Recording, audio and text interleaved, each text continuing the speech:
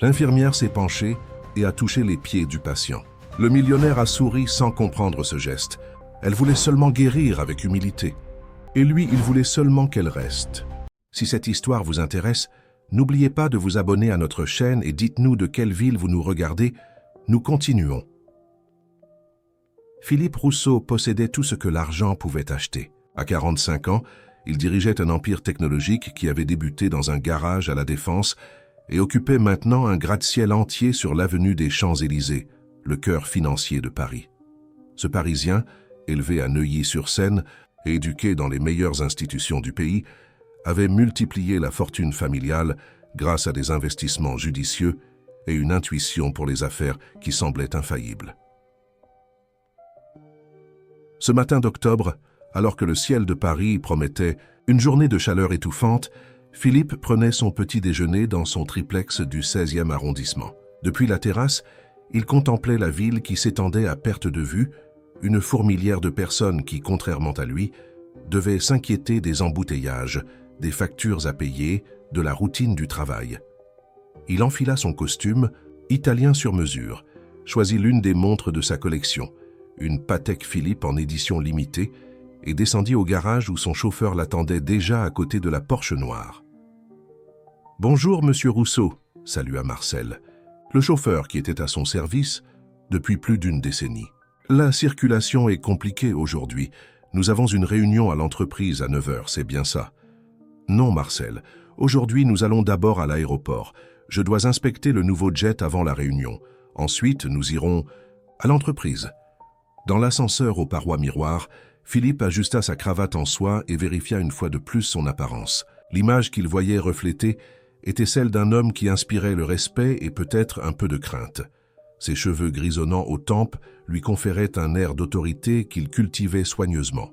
Sa mâchoire ferme et son regard pénétrant complétèrent la figure du dirigeant accompli. Tandis qu'il traversait les rues congestionnées de Paris en direction du Bourget, Philippe répondait aux emails, passait des appels, donnait des ordres. C'était un homme habitué à contrôler chaque détail de sa vie et de ses affaires. Son assistante, Florence, lui envoyait des messages toutes les 5 minutes, le tenant informé des préparatifs pour la réunion avec des investisseurs étrangers. Annulé. « Mon déjeuner avec le maire », ordonna-t-il par téléphone. « Dites qu'un imprévu est survenu. Nous reporterons à la semaine prochaine. » L'aéroport était animé comme toujours. Philippe se dirigea directement vers le hangar privé où son nouveau jet d'affaires, un Dassault Falcon 7X, attendait l'inspection finale. C'était le 3e avion de sa flotte privée, une acquisition nécessaire pour ses fréquents voyages internationaux. « C'est une merveille, n'est-ce pas ?» commenta le pilote, un ancien commandant de l'armée de l'air que Philippe avait embauché pour une somme considérable. « Nous sommes prêts pour le vol d'essai quand vous le souhaitez. » « Allons-y maintenant. J'ai seulement 1 heure avant la réunion. » Le pilote sembla hésiter. « Monsieur, je n'ai pas encore reçu l'autorisation finale de la tour. Peut-être devrions-nous attendre ?»« Antoine, je ne paie pas votre salaire pour entendre « peut-être ». Faites que ça arrive. 20 minutes plus. » Tard, ils survolèrent la ville. Philippe observait Paris d'en haut, ressentant cette sensation familière de puissance. D'une certaine façon, voir la métropole de cette hauteur lui rappelait toujours d'où il venait. Non qu'il soit parti de rien, il était né avec une cuillère d'argent dans la bouche, mais il avait multiplié le patrimoine familial par 10 en moins de 2 décennies. C'est alors qu'il ressentit la première turbulence. L'avion trembla de façon inhabituelle. « Qu'est-ce que c'était » demanda-t-il légèrement irrité. « Juste une turbulence, monsieur », répondit le pilote, mais son ton de voix ne semblait pas si confiant. La seconde secousse fut plus forte. Des voyants d'alerte commencèrent à clignoter sur le tableau de « Fortita, Antoine. Nous avons un problème avec le système hydraulique, monsieur. Rien de grave, mais nous allons devoir retourner à l'aéroport. » Philippe sentit une contraction dans son estomac.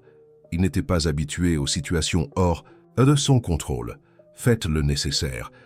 Les minutes suivantes semblèrent des heures. L'avion perdait progressivement de l'altitude, tandis que le pilote maintenait un contact constant avec la tour de contrôle. Philippe, normalement impassible face à n'importe quelle crise, s'agrippait au siège en cuir avec suffisamment de force pour blanchir les jointures de ses doigts. « Préparez-vous à un atterrissage d'urgence », annonça Antoine, avec un calme professionnel qui contrastait avec la gravité de la situation. L'impact fut violent. Malgré les ceintures de sécurité, Philippe fut projeté vers l'avant. Il ressentit une douleur aiguë à l'épaule et à la tête avant que tout ne s'assombrisse. Lorsqu'il reprit conscience, il était allongé sur un brancard, transporté à travers des couloirs froids et éclairés. « Où suis-je » demanda-t-il, la bouche sèche et un goût métallique de sang. « Hôpital américain de Paris, monsieur » répondit l'un des ambulanciers. « Vous avez eu un accident, mais vous êtes entre de bonnes mains. » Un hôpital. Philippe Rousseau était dans un hôpital, l'endroit qu'il évitait le plus dans toute sa vie. Depuis l'enfance, quand il avait vu son père dépérir dans un lit d'hôpital, il s'était juré que jamais il ne finirait ainsi. Il investissait des millions dans des examens préventifs, des médecins privés, des équipements de santé à domicile, tout pour ne jamais avoir besoin d'être hospitalisé. « Je veux sortir d'ici », essaya-t-il de dire, mais sa voix était faible, presque inaudible. « Vous avez subi un traumatisme crânien, des fractures à l'épaule droite et 3 côtes cassées, » expliqua une médecin qui marchait maintenant à côté du brancard. « Vous devrez rester hospitalisé quelques jours en observation. » Des jours, dans un hôpital. Philippe ferma les yeux, sentant une vague de panique qu'il n'avait pas éprouvée depuis l'adolescence. Lui qui dirigeait des multinationales, qui négociait avec des présidents et des premiers ministres, qui ne pliait devant rien ni personne, était maintenant complètement à la merci d'étrangers dans un environnement qui l'effrayait. « Mon téléphone » murmura-t-il. « J'ai besoin de passer quelques appels. »« Car je suis désolé, monsieur Rousseau, mais votre téléphone a été endommagé dans l'accident. De plus, vous avez besoin de repos absolu pour les prochaines 24 heures. Pas de stress, pas de travail. » Philippe voulut protester, mais la douleur, dans sa tête, était lancinante. Il sentit une aiguille dans son bras, probablement un sédatif, et bientôt ses pensées commencèrent à devenir brumeuses. Florence. « Je dois parler à mon assistante. Demain, monsieur Rousseau. Maintenant, reposez-vous. » Les paroles de la médecin semblaient venir de très loin. Philippe lutta contre la somnolence induite par les médicaments, mais c'était une bataille. Perdu. Pour la première fois depuis des décennies, Philippe Rousseau était complètement vulnérable, sans contrôle sur rien. Sa dernière pensée consciente fut qu'il y avait quelque chose de profondément humiliant à être là, allongé, exposé, dépendant. Pour un homme qui avait passé toute sa vie d'adulte à construire des forteresses autour de lui, argent, pouvoir, influence, cette soudaine vulnérabilité était plus douloureuse que les fractures dans son corps. Quand il se réveilla, à nouveau la lumière qui entrait par la fenêtre de la chambre indiquait que c'était le matin. Une chambre privée, bien sûr, la meilleure que l'argent pouvait payer. Pourtant, pour Philippe, c'était une prison. Les murs blancs, l'odeur, de désinfectants, le bip constant des équipements médicaux, tout cela l'étouffait. Il essaya de bouger, mais la douleur l'en empêcha. Il appuya sur le bouton d'appel à côté du lit. Il devait sortir d'ici au plus vite. Il convaincrait n'importe quel médecin de lui donner son congé. Il paierait ce qu'il faudrait. « Bonjour, monsieur Rousseau. Comment vous sentez-vous » La voix féminine le surprit. Ce n'était pas la médecin de la veille. Il se tourna lentement et vit une infirmière entrer dans la chambre. Quelque chose dans ses yeux, un brin profond et serein, capta immédiatement son attention. « Je m'appelle Élise Martin. Je suis l'infirmière responsable de votre service du matin. » se présenta-t-elle, s'approchant avec une posture qui mélangeait professionnalisme et une gentillesse presque maternelle, bien qu'elle ne semblait pas avoir plus de 35 ans.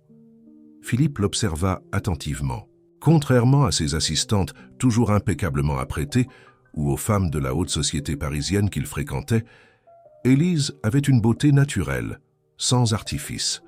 Les cheveux noirs et bouclés étaient attachés en un chignon simple et il n'y avait pas de maquillage sur son visage hormis un léger rouge à lèvres. Même dans l'uniforme blanc standard de l'hôpital, elle dégageait une dignité qui l'intriguait. « J'ai besoin de sortir d'ici », dit Philippe, essayant de paraître autoritaire malgré sa voix rauque. « Appelez le médecin responsable. » Élise sourit, mais ce n'était pas un sourire de soumission auquel Philippe était habitué. « Le docteur Laurent viendra vous voir lors de sa tournée du matin, dans environ 1 heure. D'ici là, je dois vérifier vos signes vitaux et changer le pansement de votre épaule. Ça ne peut pas attendre que le médecin arrive. J'ai des dizaines d'appels à passer, une entreprise à gérer. Malheureusement, non. Les procédures doivent être effectuées à l'heure, répondit-elle avec fermeté, sans perdre sa gentillesse. Et quant aux appels, votre assistante a déjà été informée de votre situation. Elle a dit qu'elle s'occuperait de tout jusqu'à ce que vous soyez rétabli. Philippe ferma les yeux, essayant de contrôler sa frustration. Élise commença à vérifier le moniteur cardiaque, notant les chiffres sur un bloc-notes. Ses mouvements étaient précis, efficaces, comme une danse bien répétée. « Vous avez eu de la chance », commenta-t-elle tout en prenant sa tension. « Le pilote a réussi à faire un atterrissage contrôlé. Cela aurait pu être bien pire. » De la chance, Philippe laissa échapper un rire amer. Être coincé dans un hôpital, incapable de travailler, avec des douleurs partout dans le corps. C'est ça la chance pour vous? Élise termina de noter les données et le regarda directement dans les yeux. Considérant les alternatives, oui, monsieur Rousseau, c'est de la chance. Il y avait quelque chose dans la manière directe dont elle parlait qui le déconcertait. Il était habitué aux personnes qui mesuraient chaque mot en sa présence, craignant de lui déplaire. Maintenant, je dois changer le pansement de votre épaule et vérifier les points sur votre tête, continua-t-elle, ajustant le lit pour qu'il soit dans une position plus élevée. Faites ce que vous avez à faire, répondit-il résigné. Élise s'approcha, ses mouvements toujours calculés et respectueux. Tandis qu'elle retirait l'ancien pansement avec délicatesse, Philippe remarqua l'odeur subtile de son parfum, quelque chose d'agrume et discret, très différent des parfums chers et élaborés auxquels il était habitué. « Ça ne semble pas infecter, ça cicatrise bien », commenta-t-elle, appliquant un antiseptique. « Vous avez une bonne récupération, des années de salle de sport et d'alimentation contrôlée, répondit-il avec une pointe de fierté. Mon corps est un investissement, comme tout autre. Élise sourit en coin tout en appliquant le nouveau pansement. Le corps humain est plus qu'un investissement, monsieur Rousseau. C'est un miracle d'ingénierie naturelle. Même le meilleur ingénieur de votre entreprise ne pourrait pas créer quelque chose d'aussi complexe et résilient. Philippe la regarda avec curiosité. Vous philosophez toujours avec vos patients, infirmière Élise? Seulement avec ceux qui semblent avoir besoin d'une perspective différente, répondit-elle avec un léger sourire. Maintenant, je dois vérifier vos pieds. Mes pieds, pourquoi? Après des traumatismes comme le vôtre, il est important de vérifier la circulation périphérique, et je dois aussi évaluer s'il y a un début d'escarre, considérant que vous resterez alité. Pendant quelques jours, Philippe observa tandis qu'elle se dirigeait au pied du lit et découvrait délicatement ses pieds. Il se sentit étrangement vulnérable, plus que lorsqu'elle soignait son épaule blessée. « Monsieur Rousseau, je dois établir une règle qui peut sembler étrange, mais qui est importante pour votre confort et votre rétablissement. » Élise parla avec un sérieux professionnel. « Durant votre traitement, je ne peux toucher que vos pieds. » Il la regarda confus. « Comment ça? Vous venez de soigner mon épaule. » « Oui, et je continuerai à traiter toutes vos blessures selon les besoins. Ce que je veux dire, c'est qu'en dehors des procédures médicales obligatoires, je ne toucherai que vos pieds. Je ne comprends pas. » Élise respira profondément, comme si elle cherchait les mots justes.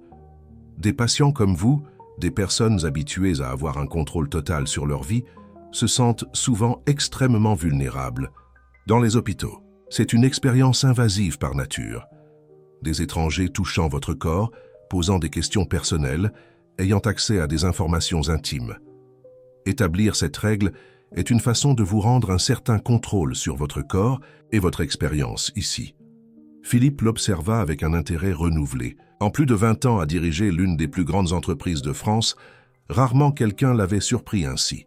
« Vous avez étudié la psychologie en plus des soins infirmiers? » Pas officiellement, mais 15 ans à travailler avec. Des patients enseignent beaucoup sur l'esprit humain, répondit-elle, tout en examinant ses pieds avec une attention professionnelle. La circulation est bonne. Il n'y a pas de signe d'œdème. Quand elle eut terminé l'examen, elle recouvrit à nouveau ses pieds avec le drap, avec un soin presque révérencieux. Vos pieds sont en parfait état, ce qui est bon signe. Souvent, les pieds sont les premiers à montrer des problèmes systémiques. Je n'ai jamais vraiment pensé à mes pieds, commenta Philippe, réalisant combien cette conversation était surréaliste selon ses standards. Dans son monde normal, il serait en train de discuter de fusion d'entreprises ou de stratégie de marché, pas de la santé de ses pieds avec une infirmière. Peu de gens y pensent, répondit Élise, mais les pieds nous soutiennent toutes. Notre vie supporte tout notre poids, nous mène partout. Il mérite plus de reconnaissance, vous ne trouvez pas?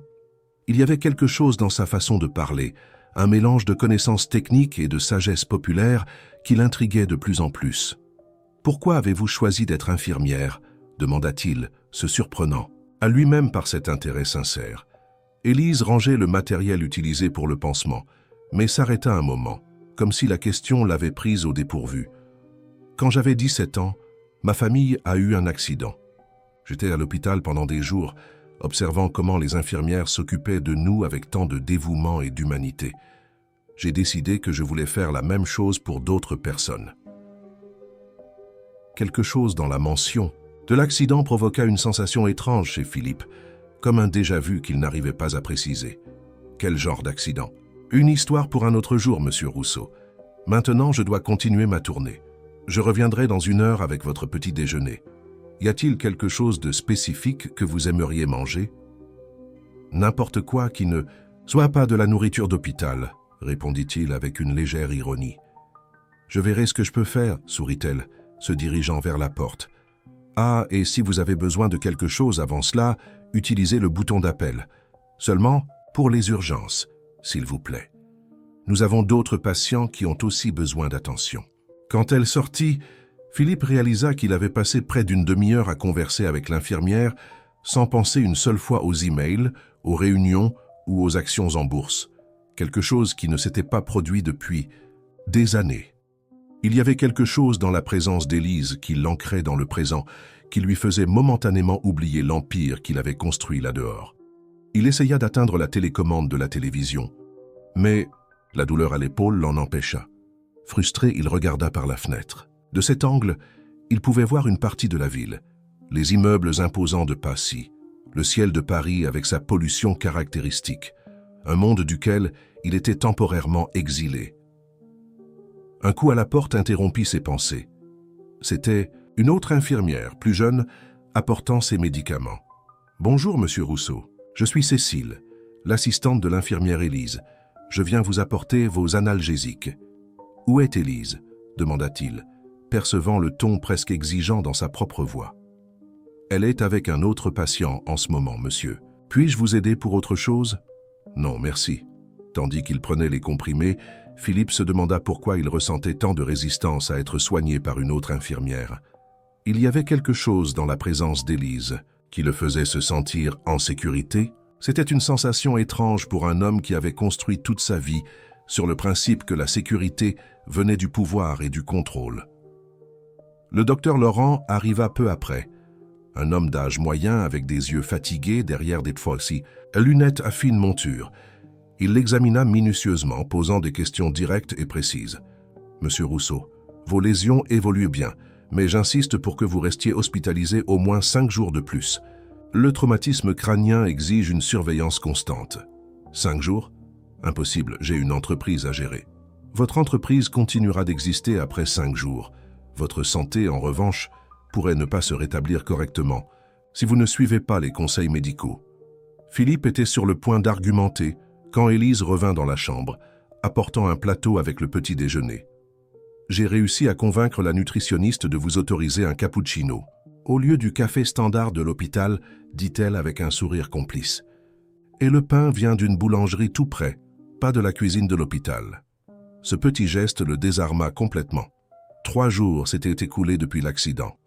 Contre tous les pronostics, et contrairement à sa nature impatiente, Philippe Rousseau était toujours à l'hôpital américain de Paris, suivant, bien qu'avec de fréquentes protestations, les recommandations médicales. Pour ceux qui le connaissaient, c'était un comportement complètement atypique.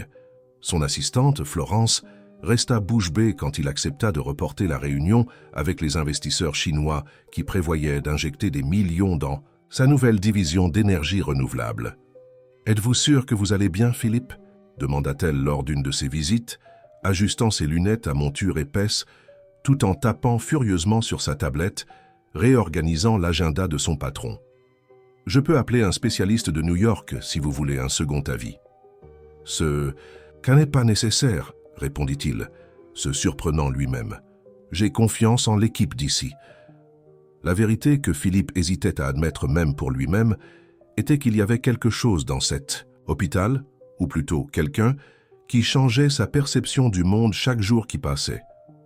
Élise était devenue une présence constante dans sa routine hospitalière. Chaque matin, elle entrait dans sa chambre à 7 heures précises, toujours avec ce même sourire serein. Elle vérifiait ses signes vitaux, changeait les pansements quand nécessaire et, suivant sa propre règle, consacrait un temps spécial à examiner ses pieds. Ce rituel, qui avait initialement semblé étrange à Philippe, était maintenant attendu avec une anxiété qu'il n'osait pas avouer. Il y avait quelque chose de profondément réconfortant dans la façon dont Élise tenait ses pieds, avec fermeté, mais aussi avec une délicatesse qui frôlait la révérence. Les êtres humains passent leur vie entière à essayer de se tenir debout, commenta-t-elle ce matin-là, tout en appliquant un léger massage sur ses pieds. Depuis bébé, notre plus grand objectif est de nous lever et de marcher. Et ensuite, nous passons le reste de notre vie à essayer de ne pas tomber. Une métaphore de la vie ? Demanda Philippe avec un sourire en coin. Peut-être, répondit-elle, concentrée sur le mouvement précis de ses doigts. Ou peut-être, juste une observation de quelqu'un qui voit des personnes tomber et se relever tous les jours. Ces derniers jours, leur conversation avait évolué de simples échanges professionnels vers des dialogues de plus en plus personnels. Philippe découvrit qu'Élise était mère célibataire d'une fille de 15 ans nommée Léa. Elle habitait dans un petit appartement dans le quartier du Marais, à une demi-heure de l'hôpital, quand la circulation coopère, comme elle disait, souvent avec un sourire résigné. Élise, quant à elle, fit la connaissance d'un Philippe Rousseau très différent de celui dépeint dans les magazines d'affaires. Un homme qui, derrière la façade d'homme d'affaires implacable, portait des insécurités surprenantes et une solitude qu'il n'avait lui-même pas perçue jusqu'alors. « Vous n'avez pas de famille, Philippe ?» demanda-t-elle un matin, utilisant son prénom comme il avait insisté qu'elle le fasse. « J'ai une sœur qui vit au Portugal. Nous parlons 2 fois par an, au maximum. Mes parents sont partis depuis longtemps, » répondit-il, réalisant comme cette simple question révélait le vide de sa vie personnelle. « Je ne me suis jamais marié. Je n'ai jamais trouvé le temps pour ça. » « Le temps, » répéta Élise, pensive. « C'est curieux comme nous avons du temps pour ce que nous considérons comme prioritaire. » C'était ce genre d'observation, directe, honnête, sans prétention de plaire, qui le déconcertait et en même temps l'attirait de plus en plus vers cette femme. Au matin du 4e jour, Élise entra dans la chambre avec une expression différente. Elle semblait nerveuse, chose inhabituelle dans son comportement toujours contrôlé. « Il s'est passé quelque chose ?» demanda Philippe, immédiatement attentif au changement. « Léa a de la fièvre, » répondit-elle, vérifiant le moniteur cardiaque. « Rien de grave, mais j'ai dû lui donner des médicaments avant de venir travailler. La voisine la surveillera, mais vous savez comment c'est. On s'inquiète toujours. Pourquoi n'avez-vous pas pris un jour de congé ?» Élise le regarda comme si la question était absurde. « Parce que j'ai des patients qui dépendent de moi. Parce que j'ai besoin de ce travail. Parce que la vie ne s'arrête pas quand nous avons des problèmes personnels. » Philippe se sentit étrangement honteux. C'était le genre de question de quelqu'un qui n'avait jamais eu à choisir entre s'occuper d'un enfant malade et assurer le salaire du mois. Désolé, c'était une question stupide. Non, ce n'était pas stupide, adoucit-elle le ton. C'est juste une réalité différente de la vôtre. Tandis qu'elle vérifiait la cicatrisation de la coupure sur sa tête, Philippe l'observait avec une attention renouvelée. Elle avait des cernes sous les yeux, signe d'une nuit mal dormie, mais elle maintenait tout de même la posture professionnelle et gentille de toujours.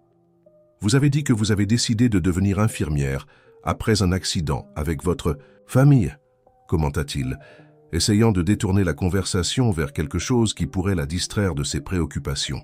Quel genre d'accident était-ce ? Élise termina d'examiner la blessure avant de répondre. Pendant un moment, Philippe crut qu'elle éviterait à nouveau le sujet, mais elle tira une chaise et s'assit à côté du lit, comme si elle avait besoin d'être à l'aise pour raconter cette histoire. C'était il y a 17 ans. Je venais juste d'avoir 18 ans et j'étais en voiture avec mes parents et ma sœur cadette, revenant d'un anniversaire en famille. Il pleuvait beaucoup cette nuit-là. Elle fit une pause comme si elle revivait la scène. Un camion a perdu le contrôle sur l'autoroute A7 et a percuté plusieurs voitures. La nôtre a fait des tonneaux et est tombée dans un ravin. Philippe sentit un serrement dans la poitrine. Il y avait quelque chose dans cette histoire qui lui semblait vaguement familier.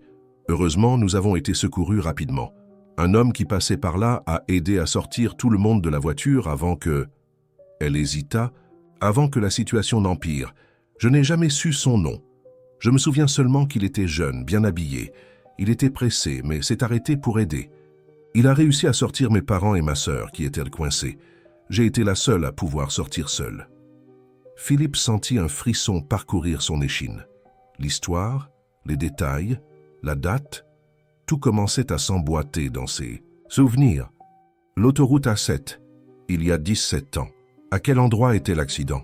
Élise le regarda avec curiosité. Au kilomètre 32, descendant vers Saint-Tropez. Pourquoi? Philippe ferma les yeux, sentant une vague de souvenirs l'envahir.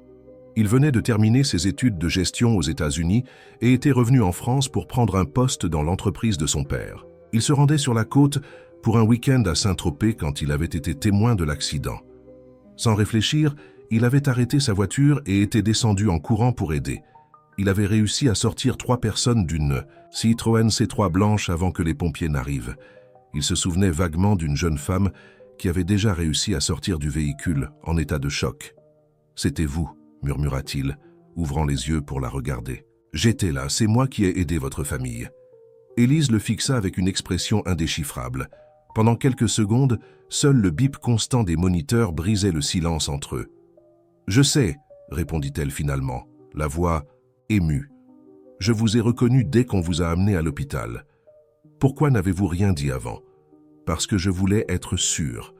Parce que je ne savais pas comment aborder le sujet. Parce que... » Elle hésita. « Parce que je ne savais... Oh, pas si vous vous souviendriez. Comment pourrais-je oublier ?» Philippe fut surpris par l'émotion dans sa propre voix. C'est la seule fois dans ma vie où j'ai senti que j'ai fait quelque chose de vraiment important.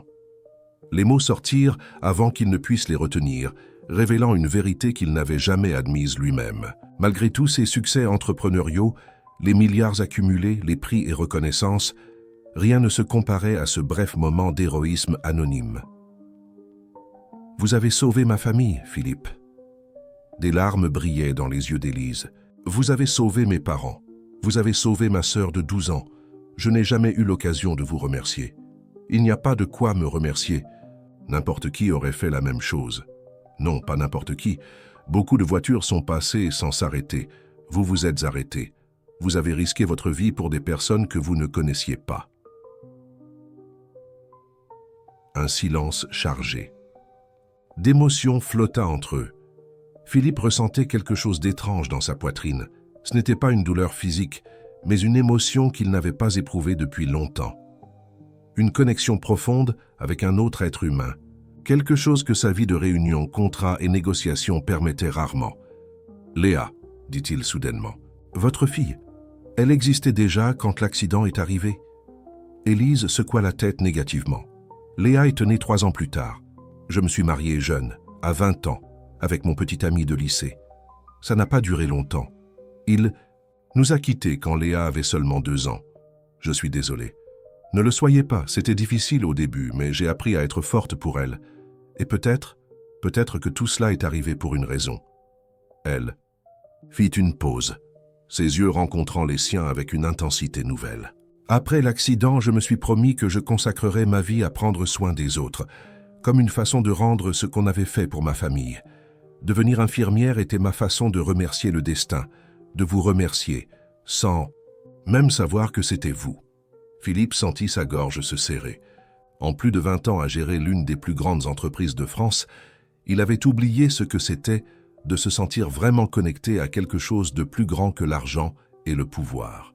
« Le destin a un sens de l'humour intéressant, » dit-il finalement. « De toutes les infirmières de cet hôpital, c'est vous qui m'avez été assignée. Ce n'était pas une coïncidence, confessa Élise. Quand je vous ai vu sur la liste des patients, j'ai spécifiquement demandé à m'occuper de vous. J'avais besoin d'être sûr que c'était le même homme. J'avais besoin, d'une certaine façon, de rendre l'appareil.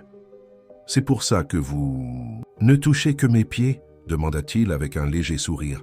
« Comme une forme de réciprocité ?»« Non, » répondit-elle, souriant à travers les larmes. « C'est juste parce que j'ai compris, dès le premier moment, que vous êtes un homme.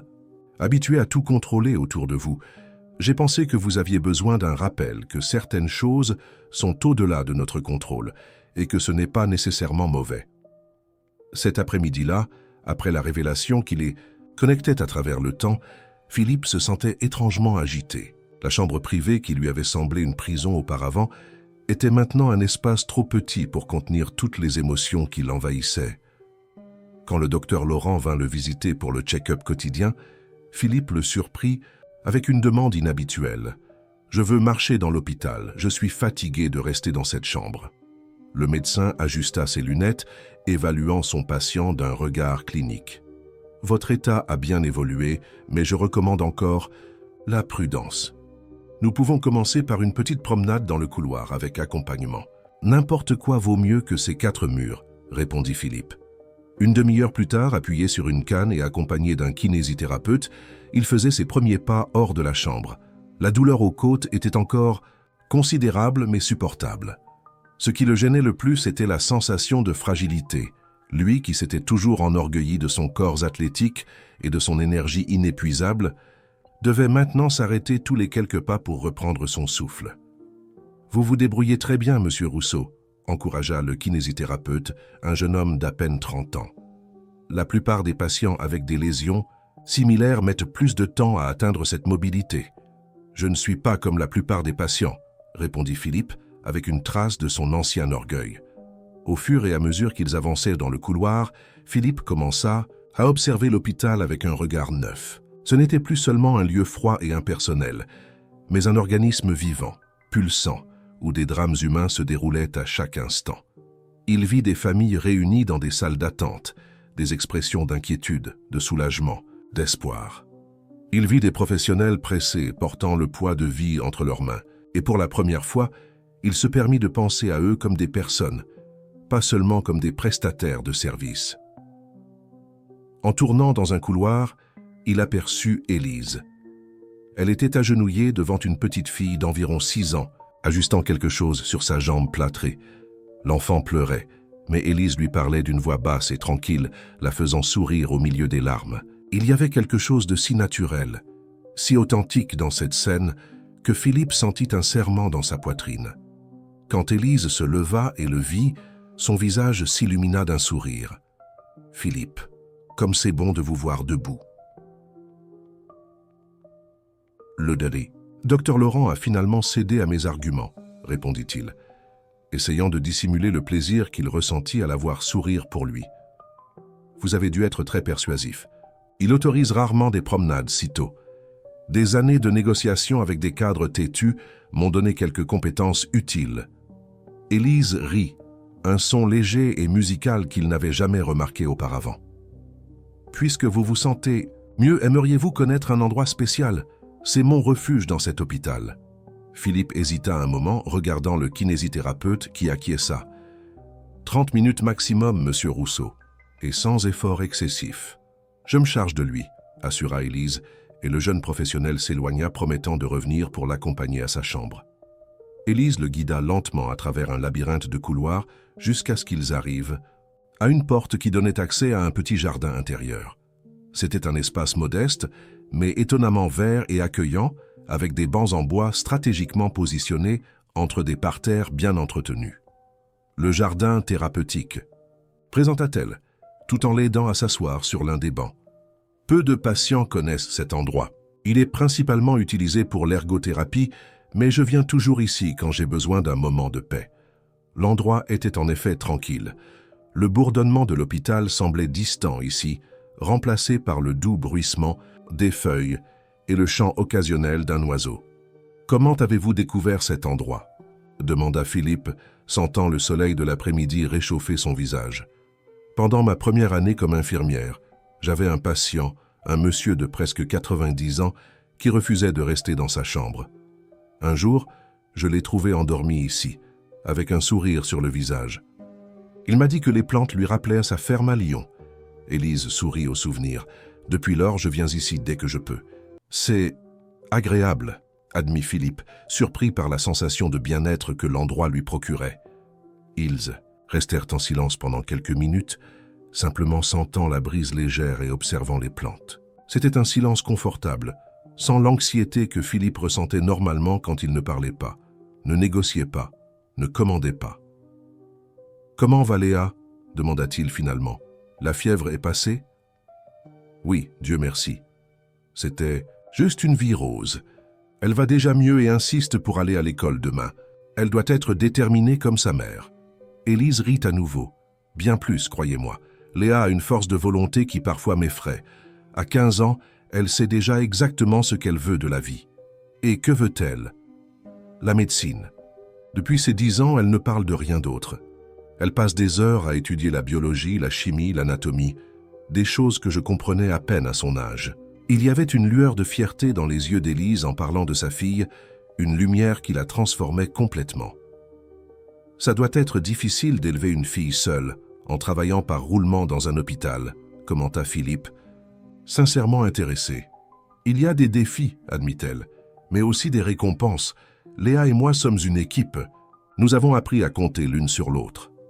Et son père, il n'aide pas? Le visage d'Élise se ferma légèrement. Marc est sorti de nos vies il y a longtemps. Il a dit qu'il n'était pas prêt à être père, qu'il avait besoin de trouver son chemin. La dernière nouvelle que j'ai eue, c'est qu'il vit à l'étranger, remarié, avec d'autres enfants. Je suis désolé. Ne le soyez pas. Nous faisons tous des choix. Il a fait les siens, j'ai fait les miens. Elle respira profondément, comme pour chasser des pensées négatives. Et vous? Vous n'avez jamais pensé à fonder une famille? La question prit Philippe par surprise. C'était quelque chose qu'il considérait rarement. Je crois que je n'ai jamais trouvé de place pour ça dans ma vie. L'entreprise est toujours passée en premier. Ensuite, ce furent les investissements, les expansions internationales. Quand je m'en suis rendu compte, j'avais déjà 45 ans et l'idée de famille semblait de plus en plus lointaine. « Il n'est jamais trop tard », observa Élise gentiment, « si c'est quelque chose que vous désirez vraiment. » Philippe réfléchit à ces paroles, « désir ». C'était un mot qu'il associait rarement à autre chose que des réalisations professionnelles et des biens matériels. Que désirait-il vraiment de la vie? Peut-être avez-vous raison, répondit-il finalement.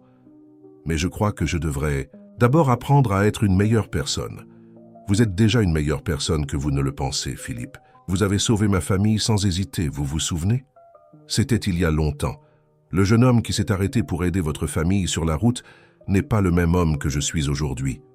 Vous en êtes sûre? Élise le regarda dans les yeux, comme si elle pouvait voir au-delà de la façade qu'il avait construite au fil des ans.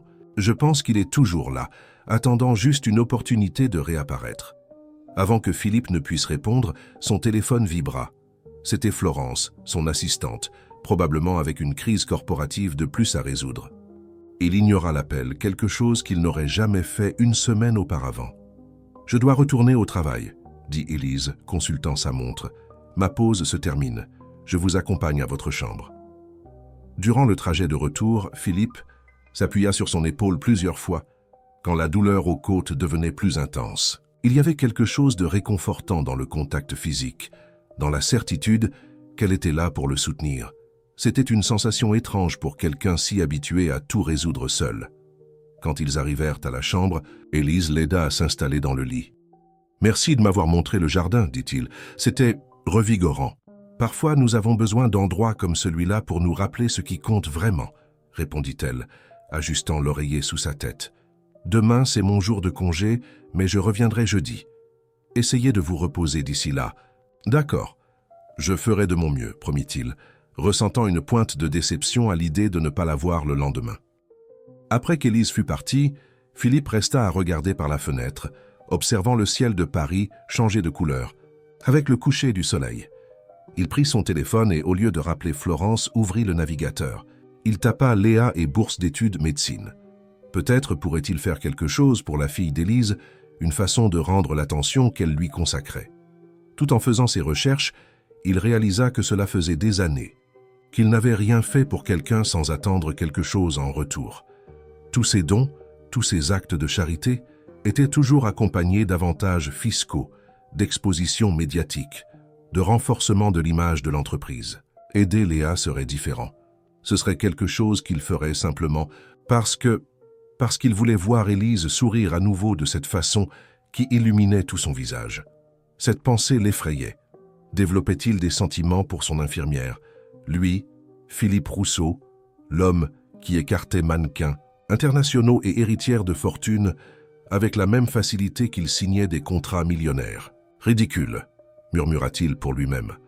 C'était juste de la gratitude combinée à la vulnérabilité d'être hospitalisé. Rien de plus. Malgré tout, il continua ses recherches tard dans la nuit, découvrant des programmes de bourse dans les meilleures facultés de médecine du pays. Il nota des noms, des conditions, des délais d'inscription.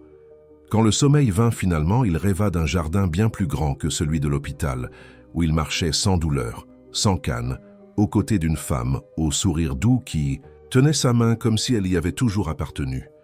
Le lendemain matin, il se réveilla avec une idée fixe en tête. Non seulement il aiderait Léa dans son parcours pour devenir médecin, il ferait quelque chose pour l'hôpital tout entier, quelque chose qui bénéficierait tant aux patients qu'aux professionnels dévoués qui y travaillaient. Il prit le téléphone et, pour la première fois en presque une semaine, appela sa directrice financière. « Mathilde, c'est Philippe. J'ai besoin que vous prépariez une analyse pour moi. Je veux savoir combien coûterait le financement d'une expansion significative de l'hôpital américain de Paris, avec un accent particulier sur le service pédiatrique et les espaces de convivialité pour les patients et le personnel. » Cantehi. Élise revint à l'hôpital après son jour de congé. Elle trouva un Philippe Rousseau complètement transformé. Pas seulement physiquement, bien qu'il soit notable à quel point sa posture était plus droite et son teint plus sain, mais surtout dans son attitude. L'homme impatient et autoritaire des premières heures d'hospitalisation avait été remplacé par quelqu'un de plus réfléchi, presque serein. « Bonjour Philippe », salua-t-elle, entrant dans la chambre avec la familiarité qu'ils avaient déjà établie. « Vous semblez bien mieux aujourd'hui. »« Je me sens mieux », confirma-t-il, fermant rapidement l'écran de l'ordinateur portable qu'il consultait. « Votre jour de congé a été bon ?»« Productif. Léa et moi avons réorganisé tout l'appartement. C'est l'âge. Elle se réveille et décide que tout doit changer de place. » Philippe sourit, imaginant la scène. Élise et sa fille adolescente déplaçant des meubles, riant ensemble, partageant cette complicité qui n'existe qu'entre une mère et sa fille. C'était un type d'intimité familiale qu'il n'avait jamais expérimenté. Et comment va-t-elle? La fièvre n'est pas revenue? Non, Dieu merci, elle est déjà complètement rétablie et replongée dans ses études. Elle a un test important de chimie la semaine prochaine. Tandis qu'Élise vérifiait ses signes vitaux, Philippe l'observait avec un intérêt renouvelé. Il y avait quelque chose de différent chez elle aujourd'hui. Peut-être les cheveux détachés, tombant en boucles douces sur les épaules, ou peut-être était-ce simplement l'effet que le jour passé loin d'elle avait provoqué en lui. « Vous m'avez dit que Léa veut étudier la médecine, c'est ça? »« Oui, c'est son rêve depuis qu'elle est petite, » répondit Élise, notant les chiffres de la tension artérielle. « Pourquoi? »« Par curiosité, » éluda-t-il. « Ça doit être cher. Des études de médecine. » Élise arrêta ce qu'elle faisait et le regarda directement. « Très cher. J'économise depuis qu'elle est entrée au collège. Si tout va bien, nous obtiendrons une bourse partielle et je compléterai avec ce que j'ai mis de côté. » Il y avait une fierté indéniable dans sa voix, mais aussi une ombre d'inquiétude qui n'échappa pas au regard attentif de Philippe. « Et si vous n'obtenez pas la bourse ?» Élise respira profondément avant de répondre. « Il y a toujours un plan B. Peut-être une faculté moins prisée ou commencer par un autre cursus et essayer un transfert plus tard. Léa est déterminée, elle trouvera son chemin. » La réponse, si pleine d'espoir malgré les incertitudes, toucha quelque chose de profond en Philippe. Pour lui, les obstacles financiers n'avaient jamais été un problème. S'il voulait quelque chose, il l'achetait simplement, que ce soit une voiture de luxe, un appartement à New York ou une entreprise entière. L'idée que l'avenir d'une jeune brillante comme Léa puisse être limité par quelque chose d'aussi banal que l'argent lui semblait injuste et inutile. « Et si je pouvais aider ?» Les mots sortirent presque sans qu'il s'en rende compte. Élise se figea, le stéthoscope encore en main. « Comment ça?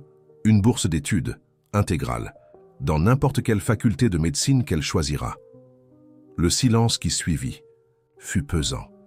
Élise posa lentement le stéthoscope comme si elle avait besoin de temps pour traiter ce qu'elle venait d'entendre. « Philippe, commença-t-elle, choisissant soigneusement ses mots. C'est une offre extrêmement généreuse, mais je ne peux pas accepter. Pourquoi pas? Ce serait un investissement pour l'avenir de Léa, pour l'avenir de la médecine française. Parce que elle hésita visiblement mal à l'aise, parce que ce ne serait pas approprié. Je suis votre infirmière. J'ai une relation professionnelle avec vous. Une relation professionnelle? Philippe s'ajusta dans le lit, se penchant légèrement en avant. Élise, vous avez sauvé ma santé mentale dans cet hôpital. Vous avez fait plus pour moi en une semaine que beaucoup de personnes qui se disent « Mes amis n'ont fait en des années ». De plus, j'ai sauvé votre famille. Vous avez dit vous-même que vous aimeriez rendre l'appareil. Pas de cette façon, répondit-elle avec une fermeté surprenante. Pas avec de l'argent. Philippe sentit un serrement dans la poitrine qui n'avait rien à voir avec ses côtes cassées. Soudain, il réalisa comment son offre avait pu paraître, comme s'il essayait d'acheter quelque chose qui n'était pas à vendre. « Je vous demande pardon, » dit-il sincèrement. « Je ne voulais pas vous offenser. » « Vous ne m'avez pas offensé. » Élise adoucit le ton. « J'ai juste besoin que vous compreniez qu'il y a des limites que je ne peux pas franchir, peu importe combien je... » Elle s'arrêta, comme si elle était allée trop loin. « Peu importe combien vous, » insista-t-il. « Peu importe combien j'apprécie. » « Notre amitié, » compléta-t-elle, évitant son regard. Le mot amitié resta suspendu dans l'air entre eux, chargé de significations non dites. Philippe était certain que ce n'était pas seulement cela qu'elle ressentait, tout comme ce n'était pas seulement de l'amitié ce qu'il commençait à ressentir pour elle. « Et si j'aidais d'une autre manière ?» suggéra-t-il, essayant de trouver un compromis. « Pas directement Léa, mais l'hôpital dans son ensemble ?» Les yeux d'Élise se plissèrent avec suspicion. « Qu'avez-vous en tête ?»« Je pense faire un don significatif à l'hôpital américain, pour agrandir le service pédiatrique, créer plus d'espace comme ce jardin que vous m'avez montré, améliorer les conditions de travail des professionnels de santé. » Élise l'étudia pendant un long moment, comme si elle essayait de déchiffrer ses véritables intentions. « Pourquoi feriez-vous cela ?»« Parce que cet endroit a changé ma perspective, » répondit-il avec honnêteté.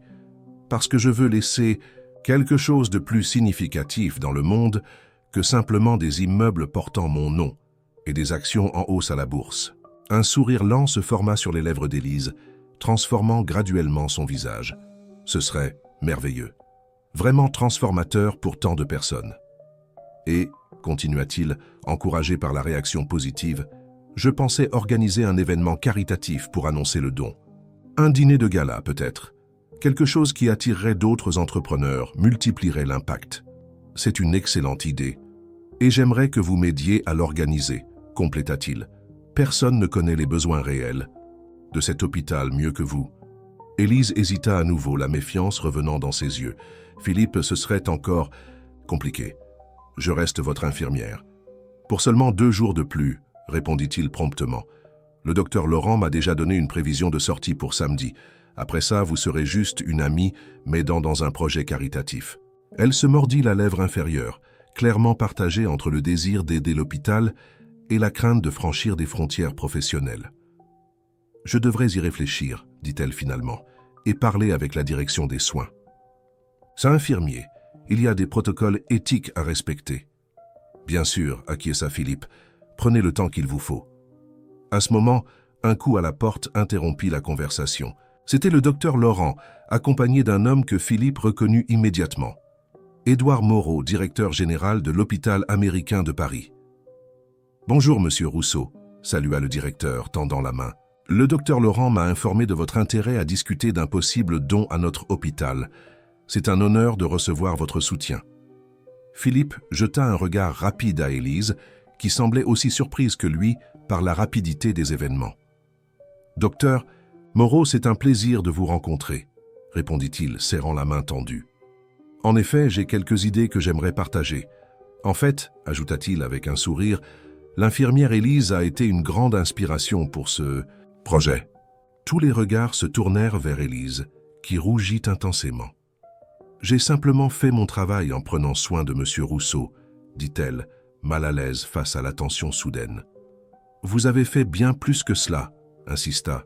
« Philippe, vous m'avez montré des aspects de cet hôpital que je n'aurais jamais connus en tant que patient ordinaire. Et je crois que votre perspective serait inestimable dans la planification des améliorations que j'ai en tête. Le docteur Moreau acquiesça, pensif.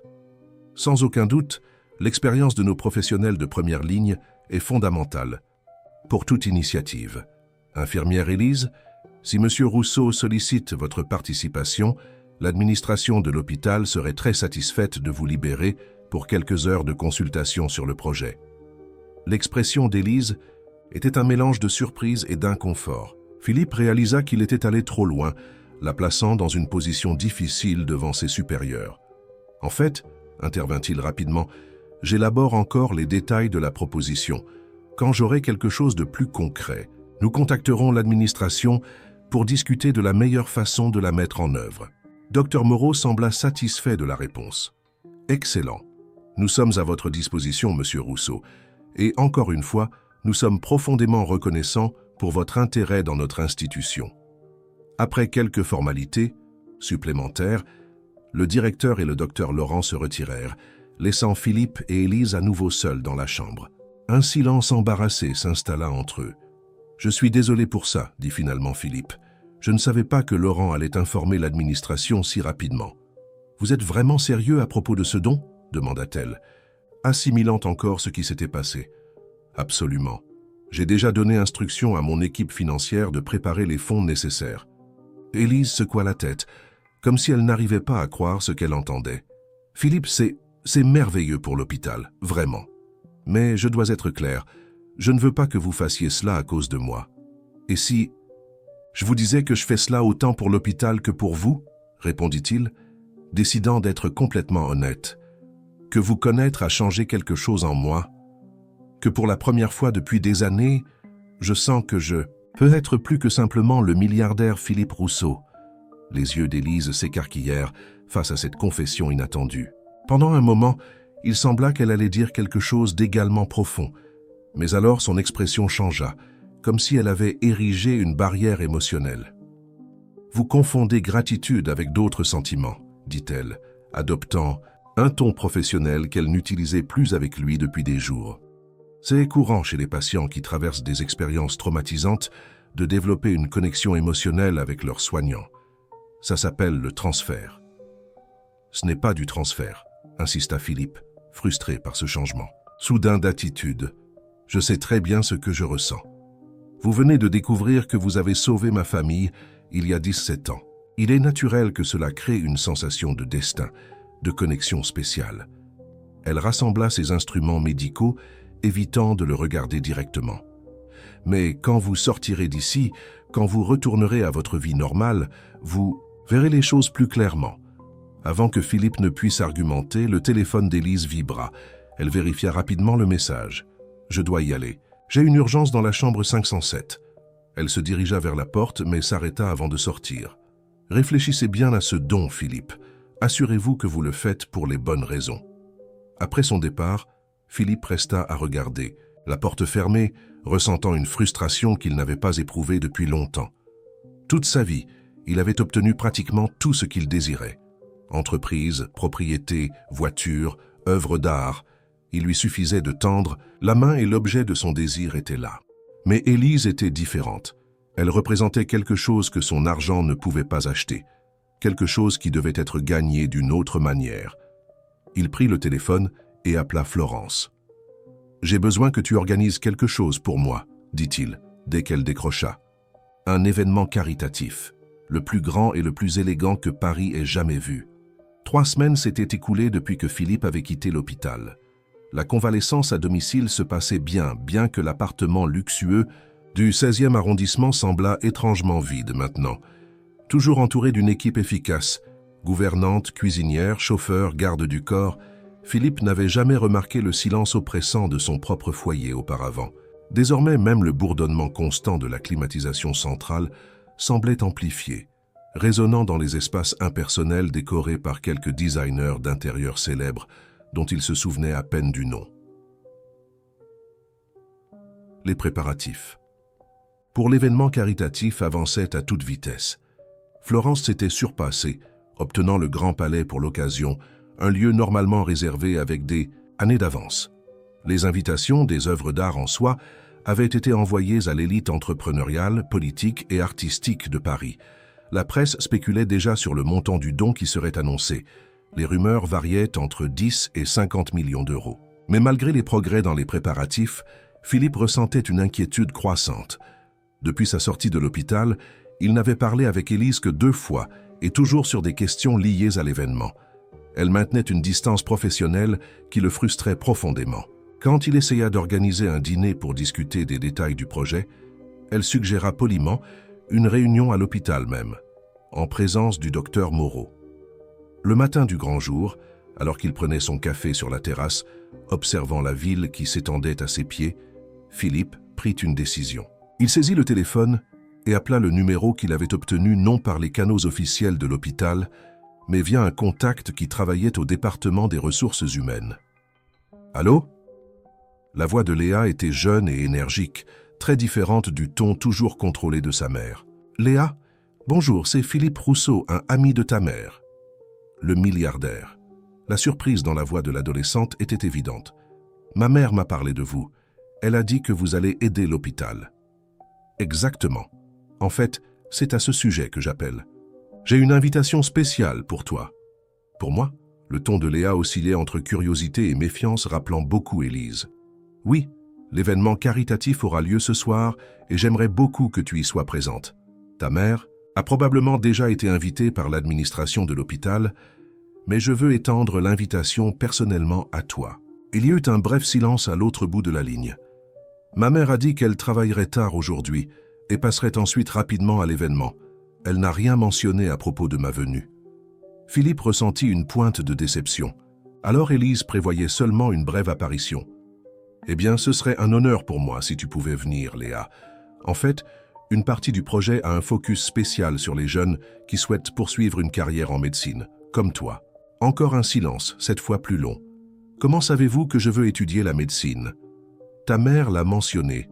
Elle parle de toi avec beaucoup de fierté. » Le son indiquait que Léa réfléchissait. « Je dois en parler à ma mère d'abord. Elle est un peu protectrice. Bien sûr, je comprends parfaitement. S'il te plaît, dis-lui que j'enverrai une voiture vous chercher si vous décidez de venir ensemble. L'événement commence à 20h, mais les invités spéciaux sont reçus à partir de 19h pour un cocktail privé. » « Invités spéciaux ? » ?»« Oui. Ta mère et toi êtes des invités d'honneur. » Après avoir raccroché, Philippe ressentit un mélange d'espoir et d'appréhension.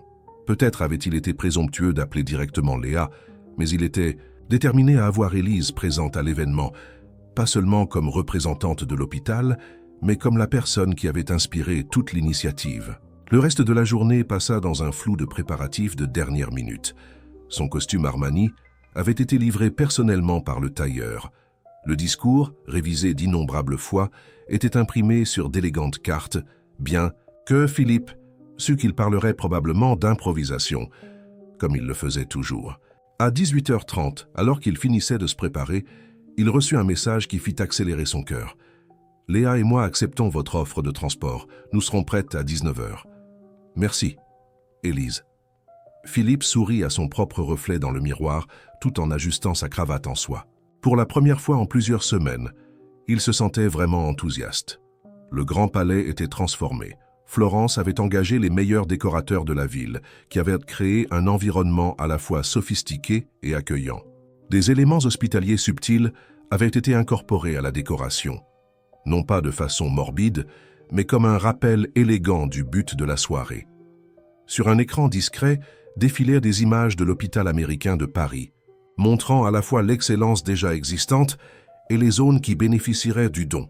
Philippe arriva tôt, supervisant les derniers détails. À mesure que les premiers invités commençaient à arriver, PDG de grandes entreprises, politiciens influents, célébrités connues pour leur travail philanthropique, il les accueillait avec l'aisance de quelqu'un habitué à circuler dans les plus hautes sphères sociales. Mais ses yeux se tournaient constamment vers l'entrée principale, attendant les invités qui importaient vraiment. Quand Élise et Léa arrivèrent enfin, Philippe reconnut à peine l'infirmière qu'il avait connue à l'hôpital, vêtue d'une élégante robe bleu marine, les cheveux bouclés lâchés en vagues douces sur les épaules. Elle semblait une personne complètement différente de la professionnelle en uniforme blanc. À ses côtés, Léa était presque une version plus jeune de sa mère, les mêmes yeux expressifs, le même port altier, bien que la fille, que des traits qui venaient certainement du père. « Vous êtes venu, » dit Philippe, s'approchant avec un sourire sincère. « J'en suis très heureux. »« C'est un événement impressionnant, » commenta Élise, regardant autour d'elle avec une admiration évidente. « Tout l'hôpital en parle. »« Merci de nous avoir invités, monsieur Rousseau, » dit Léa, tendant la main avec une formalité qui semblait amusante chez quelqu'un de si jeune. « Maman m'a raconté ce que vous faites pour l'hôpital. C'est très généreux. » Philippe serra la main de la jeune fille, impressionné par son attitude confiante. « S'il te plaît, appelle-moi Philippe. » Et la véritable générosité est chez les professionnels comme ta mère, qui consacrent leur vie à prendre soin des autres. Élise rougit légèrement au compliment, une rougeur que Philippe trouva extrêmement charmante. « N'exagérez pas, dit-elle, essayant de changer de sujet. Le docteur Moreau est-il déjà arrivé? Il a mentionné qu'il voulait vous parler avant. L'annonce officielle. Il devrait arriver. En attendant, puis-je vous offrir quelque chose à boire? Du champagne pour vous, Élise? Et un jus pour Léa? De l'eau gazeuse pour moi, s'il vous plaît, répondit Élise.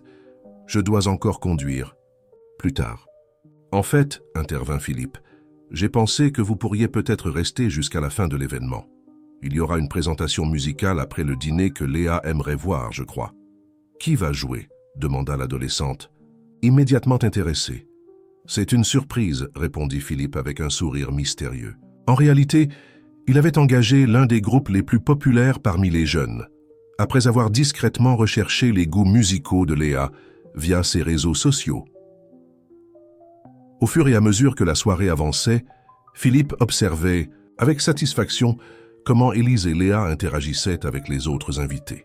L'infirmière, initialement timide dans les cercles de l'élite parisienne, devint bientôt le centre d'un groupe intéressé à écouter ses perspectives sur les défis quotidiens de la santé publique en France. Léa, de son côté, avait rencontré la fille d'un célèbre neurochirurgien et les deux conversaient avec animation sur les facultés de médecine. Le moment de l'annonce officielle approchait. Philippe fut appelé sur scène par le docteur Moreau, qui fit une brève introduction remplie d'éloges pour sa générosité et sa vision. Quand il prit enfin le microphone, Philippe laissa de côté les cartes préparées, qu'il regarda directement vers l'endroit où Élise se trouvait, au premier rang, et commença à parler. Beaucoup d'entre vous se demandent probablement pourquoi moi, un homme connu principalement pour construire des empires d'entreprise, je suis ici aujourd'hui annonçant un don significatif à un hôpital. La réponse est simple, parce que j'ai eu la chance, ou la malchance, selon la perspective, de devenir patient. Une vague de rire poli parcourut la salle. Il y a un peu plus d'un mois, j'ai subi un accident qui m'a conduit à l'hôpital américain. J'y suis entré comme beaucoup d'entre nous entrent dans les hôpitaux, contre ma volonté, effrayé, irrité de perdre un temps précieux de travail. Il fit une pause, cherchant à nouveau le regard d'Élise. Mais ce que j'y ai trouvé a changé ma perspective de vie. Philippe continua, décrivant comment l'expérience d'être patient lui avait montré l'importance du travail réalisé par les médecins, infirmiers et tous les professionnels de santé. Il parla de la nécessité d'améliorer les conditions, tant pour les patients que pour le personnel, de créer des espaces plus humains au sein de l'environnement hospitalier.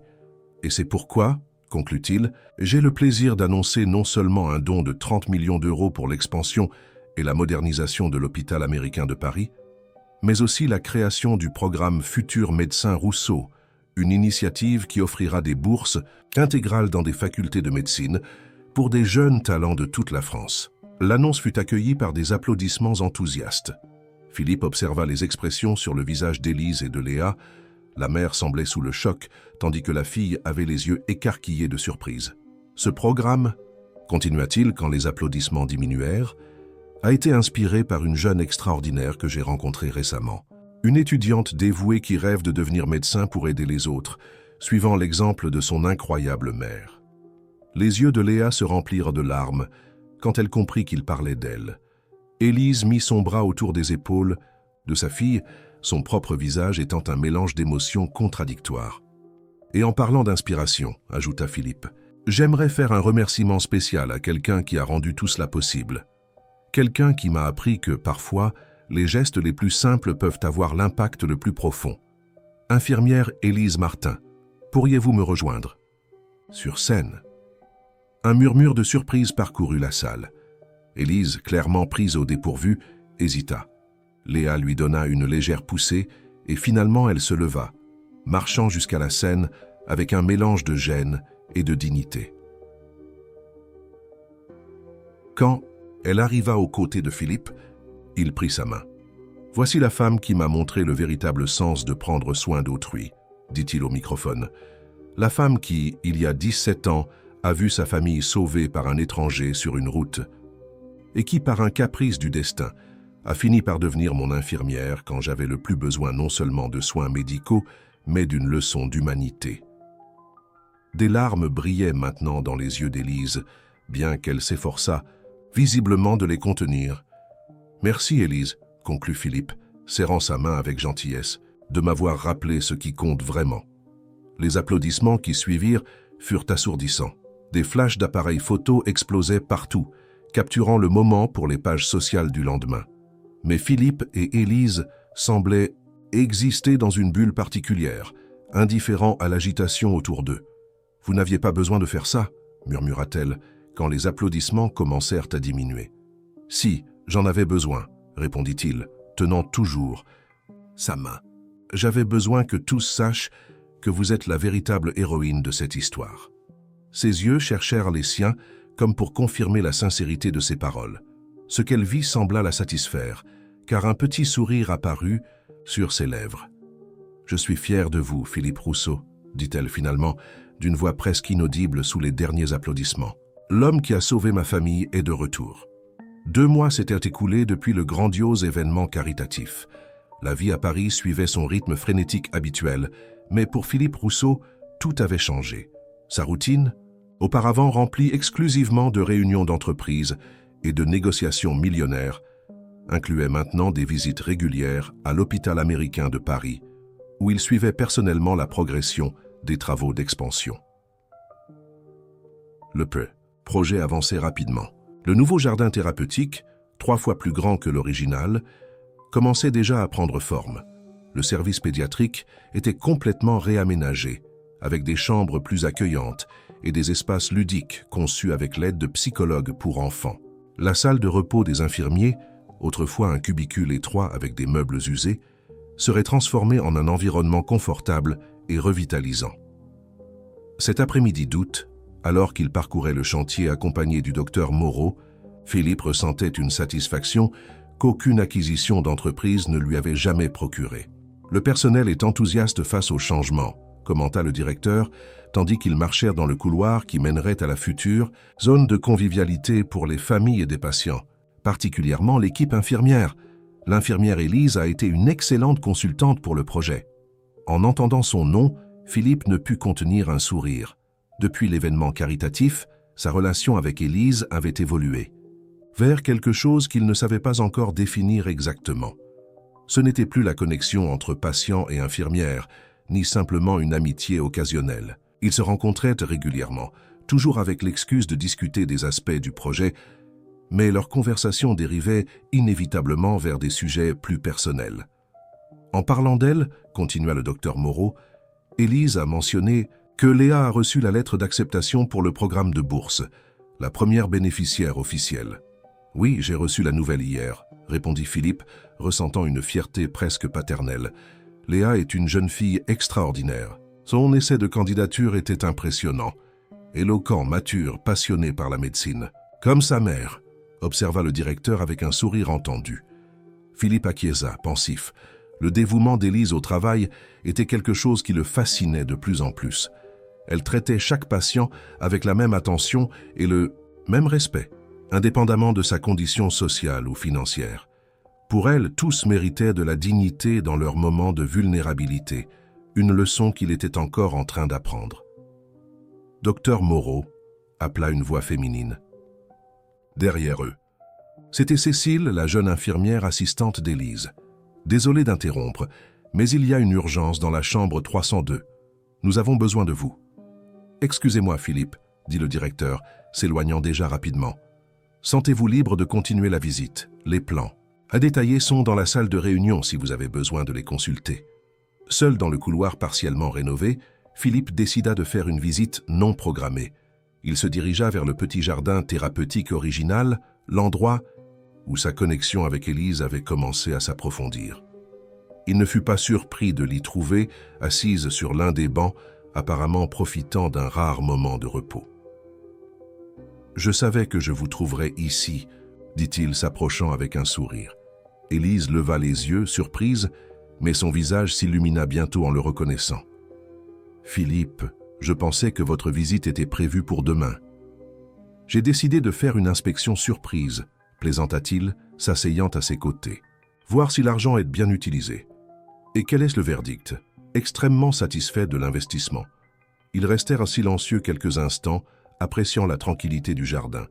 C'était l'un de ces rares jours où le ciel de Bizettens, Paris était exceptionnellement bleu, sans la couche habituelle de pollution. Léa m'a appelé pendant le déjeuner, commenta finalement Élise. Elle ne cessait de parler de la lettre d'acceptation. Je crois que je ne l'ai jamais entendue aussi heureuse. Elle le mérite, répondit Philippe sincèrement. Je suis certain qu'elle sera une brillante médecin. Grâce à vous? Non? La corrigea-t-il gentiment. Grâce à vous qui l'avez élevée pour être qui elle est. J'ai simplement retiré un obstacle du chemin. Élise secoua la tête, comme elle le faisait toujours quand il essayait de minimiser sa générosité. Vous savez ce qui est drôle? Demanda-t-elle, regardant les plantes autour d'eux. Quand je vous ai rencontré, j'ai pensé que vous étiez exactement comme les tabloïds vous décrivaient, l'impitoyable milliardaire de la technologie, obsédé par le contrôle et le pouvoir. Et je l'étais, admit Philippe. À bien des égards, je le suis toujours. Les vieilles habitudes sont difficiles à changer. Mais vous changez, observa-t-elle. J'ai vu comment vous traitez l'équipe du chantier, comment vous écoutez les suggestions des infirmiers, comment vous vous souciez sincèrement des détails qui feront la différence dans la vie des patients. Philippe sentit une chaleur se répandre dans sa poitrine. La reconnaissance d'Élise signifiait plus pour lui que tous les prix d'entreprise qu'il avait jamais reçus. « J'ai une bonne professeure », répondit-il tenant légèrement sa main. Élise ne retira pas sa main, mais son regard révélait qu'il y avait encore des réserves. « Les gens commentent, vous savez », dit-elle doucement. « À propos de nous. Laissez-les commenter. C'est facile pour vous de dire ça. Ce n'est pas vous qui entendez les chuchotements dans les couloirs, les insinuations selon lesquelles je ne m'intéresse qu'à votre argent ou que j'ai obtenu la consultation du projet pour d'autres raisons. » La douleur dans sa voix était palpable, et Philippe ressentit une vague de colère contre ceux qui osaient la juger. « Que puis-je faire » demanda-t-il, serrant sa main plus fermement. « Dites-moi comment je peux rendre cela. »« Plus facile pour vous et je le ferai. » Élise sourit tristement. « C'est ça le problème, Philippe. Vous voulez toujours tout résoudre, tout réparer. Certaines choses ont simplement besoin de temps. »« Du temps » répéta-t-il, se rappelant la conversation qu'ils avaient eue des mois plus tôt sur les priorités. C'est exactement ce que je suis disposé à donner, tout le temps nécessaire. Elle l'étudia pendant un long moment, comme si elle essayait de voir au-delà de la façade du puissant homme d'affaires, cherchant l'homme qui avait émergé des cendres de l'accident. Pourquoi moi, Philippe? De toutes les femmes à Paris, mannequins, femmes du monde, cadres, pourquoi vous intéresser à une infirmière d'âge moyen avec une fille adolescente et un appartement sous crédit? La question le prit par surprise, non par le doute en soi, mais par la vulnérabilité qu'elle révélait. Élise, toujours si sûre d'elle et centrée, avait aussi ses insécurités. « Parce que vous m'avez vu à mon pire moment et n'avez pas été impressionné le moins du monde, » répondit-il avec honnêteté. « Parce que vous avez établi des limites que personne n'avait jamais osé établir avec moi. Parce que vous m'avez touché d'une façon que personne n'avait fait auparavant. »« C'est à vos pieds ?» demanda-t-elle avec un sourire espiègle, se souvenant de la règle particulière qu'elle avait établie. « Mon âme », corrigea-t-il, se sentant momentanément vulnérable par l'intensité de sa propre confession. Le sourire d'Élise se transforma en quelque chose de plus profond, plus significatif. Lentement, elle se pencha et l'embrassa doucement sur les lèvres, un geste aussi pur et honnête que tout ce qu'elle représentait. Quand ils se séparèrent, Philippe remarqua que quelques infirmières passaient près du jardin, les observant avec des sourires à peine dissimulés. Élise le remarqua aussi et rougit intensément. Maintenant, nous allons vraiment faire jaser, murmura-t-elle, mais elle ne semblait pas vraiment préoccupée. Laissez-moi vous emmener dîner ce soir, proposa Philippe impulsivement. Vous et Léa, un restaurant tranquille, loin des regards curieux. Léa a un cours de soutien en chimie aujourd'hui, répondit Élise, mais j'adorerais dîner avec vous. Excellent, j'ai l'endroit parfait en tête. Des heures plus tard, Élise fut surprise de découvrir que l'endroit parfait n'était pas l'un des restaurants étoilés que Philippe fréquentait habituellement, mais le toit-terrasse de son propre appartement. La terrasse avait été transformée en un décor romantique, avec des lumières douces, des fleurs et une table élégamment dressée pour deux. « Vous avez cuisiné ?» demanda-t-elle, incrédule, en voyant Philippe émerger de la cuisine avec un plat fumant.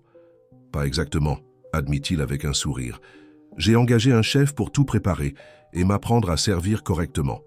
Mais j'ai choisi le menu en pensant à vous. » Le dîner fut délicieux, des plats simples mais préparés, avec des ingrédients de la plus haute qualité. Ils discutèrent de tout et de rien, découvrant de nouveaux points communs et des différences qui rendèrent leurs interactions encore plus intéressantes. Élise raconta des histoires de son enfance à Lyon, et Philippe partagea des souvenirs de ses années d'université aux États-Unis. Quand le dessert fut servi, une crème caramel, le préféré d'Élise, Philippe rassembla enfin le courage de poser la question qui le tourmentait depuis des semaines. « Élise, je sais que tout ceci est encore nouveau, que nous commençons à peine à découvrir ce que nous avons ensemble. Mais j'ai besoin de savoir... » Il fit une pause, cherchant les mots justes. « Pensez-vous que nous pourrions avoir un avenir, un vrai avenir, pas seulement des rencontres occasionnelles pour discuter du projet de l'hôpital ?» Elle posa délicatement sa cuillère à dessert sur l'assiette, ses yeux ne quittant jamais les siens. « J'ai peur, Philippe, » répondit-elle avec sincérité.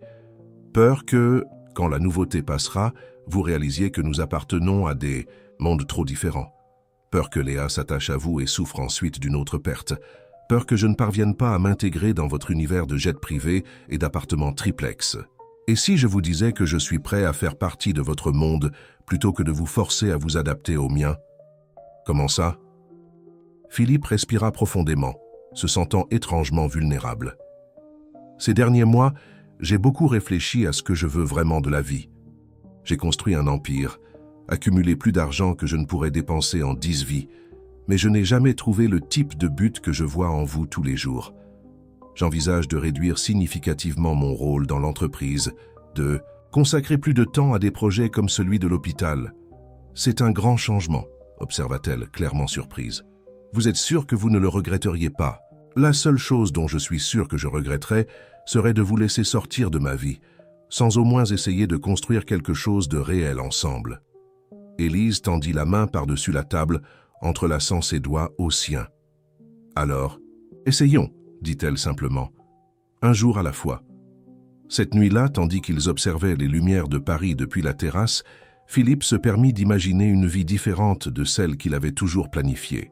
Une vie où le succès ne serait pas mesuré par des acquisitions et des fusions, mais par des moments de connexion authentique, par des sourires échangés au-dessus d'une table à dîner, par des histoires partagées sous les étoiles. 6. Mois plus tard, le nouveau jardin thérapeutique de l'hôpital américain de Paris fut officiellement inauguré. 3 fois plus grand que l'original, il comprenait désormais un petit lac avec des carpes colorées, des bancs confortables disposés entre des parterres fleuris et une zone couverte pour les jours de pluie. Au centre, une plaque discrète indiquait « Jardin Élise Martin » pour que tous trouvent la paix dans les moments difficiles. La cérémonie d'inauguration fut modeste, limitée au personnel de l'hôpital et à quelques patients. Philippe resta discrètement en retrait, observant avec fierté tandis qu'Élise, visiblement émue, coupait le ruban symbolique. « Surprise !» chuchota-t-il quand elle le rejoignit enfin, après avoir reçu les félicitations de ses collègues. « J'espère que vous ne m'en voulez pas pour le nom. »« Vous êtes impossible, » répondit-elle, essuyant une larme obstinée, « mais je vous aime pour ça. » Les mots, prononcés pour la première fois entre eux, flottèrent dans l'air comme une promesse. Philippe sentit son cœur s'accélérer, comme s'il était à nouveau ce premier jour à l'hôpital, vulnérable et exposé, mais cette fois par choix. « Je vous aime aussi, » répondit-il, l'attirant dans une étreinte. et j'ai quelque chose à vous demander. » Élise leva les yeux, curieuse. « Demandez. » »« Léa m'a dit que vous envisagez de déménager dans un appartement plus grand, maintenant qu'elle a été acceptée à la faculté de médecine. Oui, nous regardons quelques options. L'actuel deviendra trop petit avec tous les livres et matériels dont elle aura besoin. Et si, Philippe hésita, rassemblant son courage, et si vous emménagiez chez moi? C'est bien trop grand pour une seule personne et il y a une chambre qui ferait un excellent bureau d'études pour Léa. Élise cligna des yeux, surprise par la proposition inattendue. Vous me demandez de vivre ensemble? Je vous demande de construire un foyer ensemble, corrigea-t-il. Vous, moi et Léa, une famille. Ses yeux se remplirent à nouveau de larmes, mais son sourire était radieux. J'ai une condition, dit-elle avec ce ton ferme qu'il avait appris à aimer. N'importe quoi. Que vous me laissiez toucher plus que seulement vos pieds. Philippe rit, l'attirant plus près. Ça, dit-il, l'embrassant doucement, peut être facilement arrangé. Tandis que le soleil se couchait sur Paris, projetant des ombres dorées sur le nouveau jardin, Philippe Rousseau réalisa qu'il avait enfin trouvé ce qu'il cherchait durant toute sa vie. Non pas dans les gratte-ciel qu'il avait construits ou dans les fortunes qu'il avait accumulées, mais dans le geste le plus pur d'une infirmière qui avait osé établir des limites et, ce faisant, avait ouvert un monde de possibilités qu'il n'avait jamais imaginé. Plus vous commentez et partagez, plus nous pourrons vous apporter des histoires